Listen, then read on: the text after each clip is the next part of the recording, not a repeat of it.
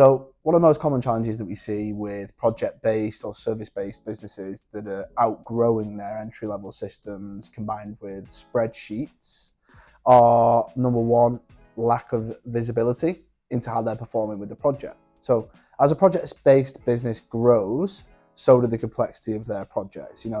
More projects, each project you've got to think about will have different phases, stages, and activities. And then you've got to consider that each phase, stage, and activity is likely to have a budget for revenue and expenditure. Within that, what are the planned purchases? What are the labor costs? And what's the profit that we stand to make?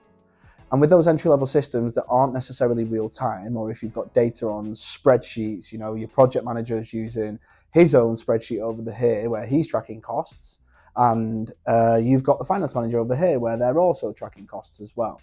And when it's not real time, you actually don't know what is that version of the truth. And so what does that actually mean to a business? Well, actually, you could continue doing work where you don't realize that it's not profitable for you anymore.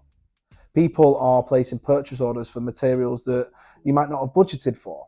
And with rising labor costs and all of those things to consider, we know that margins are already tight. So it's really important to make sure that you can keep visibility on where you stand at any given moment in terms of committed expenditure and revenue versus your actuals too.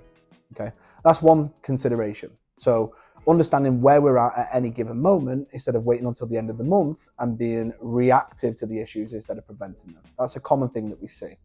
Number two is also considering time and billing. So you think about all of the people who are delivering those services.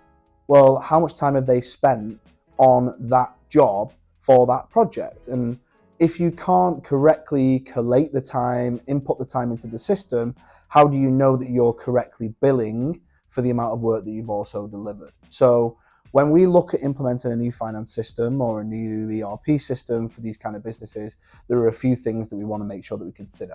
Number one, we want to make sure that you've got real-time visibility of where you're at any given moment, because you can start to see trends.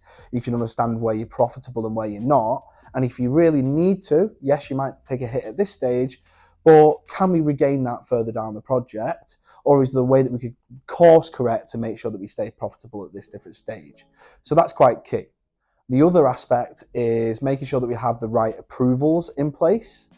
Often for entry-level systems, they might not contain approvals functionality, and approvals are often done through word of mouth or through email, which works to an extent.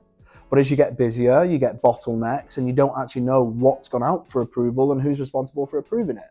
So you can't hold people accountable. But also, do the people approving have sight into what budget remains and whether we're actually profitable or not? It goes back to that visibility into where we're at. So what we want to do is make sure you've got the right approval controls. You can see where budget's at, but actually it's system driven and takes away the friction of chasing people through Outlook, chasing people on the phone, and it's done at the click of a button with the information that they need to see. And then the project continues to move. That's one thing. And then thirdly, one thing to consider is actually, can we be more efficient with collecting the time as well? And do we need to approve those timesheets to make sure that work is actually being done? And there's a couple of benefits to that. Number one, of course, it helps get that time inputted into the system quicker if the people are populating it themselves. Yes, it can be approved to make sure that there's no damage done to the customer. We're invoicing for work that we've not done. But equally as well, from a billing perspective, that's done quicker. Your days to receive that cash reduce, and it helps to make a positive impact for cash flow. So if nothing else, we want to make sure that you've got live project visibility, you've got the right controls to prevent overspend, and finally, we're able to collect time more efficiently. We know where those costs are attributed to, and we can bill for those hours more efficiently, and we can improve our cash flow and make a more positive impact from that perspective too.